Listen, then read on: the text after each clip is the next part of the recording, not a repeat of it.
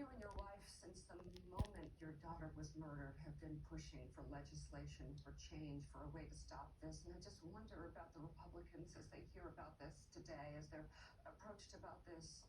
Will they cower from the cameras? Wouldn't they want to step up and honor the dead and talk about the fact that we've got to find common ground to stop these massacres from happening? Why not try something different?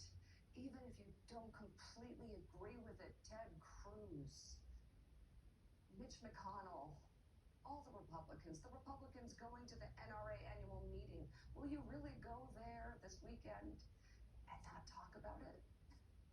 Will you not talk about it? You won't even bring it up at your annual meeting on weapons? So my question for you, Fred, because you've been asking these questions for years now, what has the dark of night after this slaughter brought you to? What's going through your mind this morning? I didn't sleep last night. I think about my daughter all the time. Joe, I heard you talking about it earlier. She actually would have just finished her freshman year in college. I've watched the past year as all of her friends experience their freshman year in college. They're living their best lives. And I visit Jamie at a cemetery. My wife cried all night last night while I sat here and I did interviews, begging and pleading for people to do something different. You mentioned Ted Cruz, honestly making himself. I'm sorry.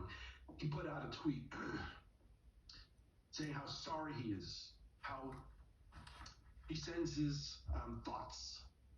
I sat with him in his office 3 years ago, and I begged that in person. I begged him, and no, he won't change because he is evil, but I begged him to do something different, to be different. And he went forward from that over the next few years, and he mocked the idea of doing anything to reduce gun violence. This is on Ted Cruz. This is on Governor Abbott, who begged for more gun sales in Texas. Okay, they did this. And so, no, they're not going to change. But we need to be so brutally honest about who these evil people are and vote them out. This is a purely political issue now. We can't work with them.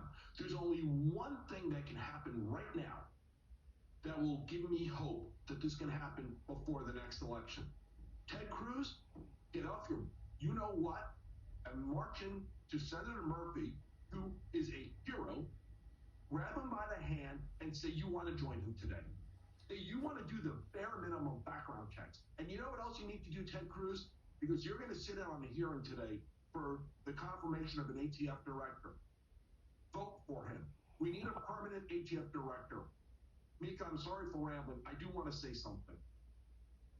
Right after Sandy Hook, 4 days after Sandy Hook, the NRA at Wayne Lockyer said for the very first time, the only thing that stops a bad guy with a gun is a good guy with a gun. That's the very first time we ever heard that line. That was their response to Sandy Hook. Do not let them have a response like that this time. They need to be defeated. They need to be defunded. They did this. They've talked about a slippery slope. Let's follow the slope from Sandy Hook and that comment to where we are today. They did this. Yeah, there is no slippery slope here. You look at what Connecticut did after Sandy Hook. They passed sweeping gun safety legislation.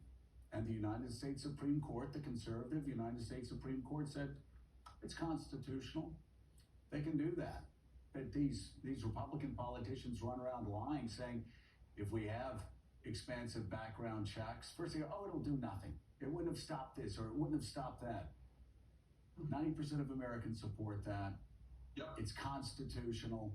You read the case law, it's constitutional. It's not even close. I do want to ask you though, Fred, about what these family members are going through right now.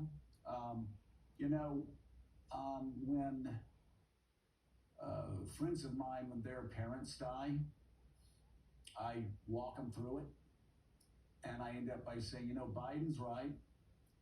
There does come a time when their memories will bring a smile to your face before it brings a tear to your eye. Yeah. That is true. Yeah. Every time I talk about my mom and dad now, I'm laughing and I'm telling good stories. That wasn't the case after they passed away.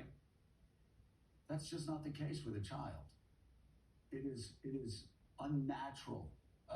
It is a violent alteration of the natural course of things, and you never get over it.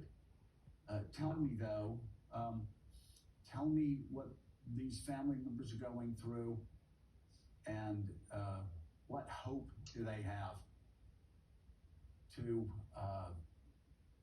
save those around them, their children, their other loved ones, and keep them marching forward, even in this brutalized state. You know, Joe, right now, they're gonna have to start planning funerals, writing eulogies, hugging each other, talking about how we get through the seconds. We're not even at a point of trying to figure out how we get to the next day. It's like getting through the seconds and the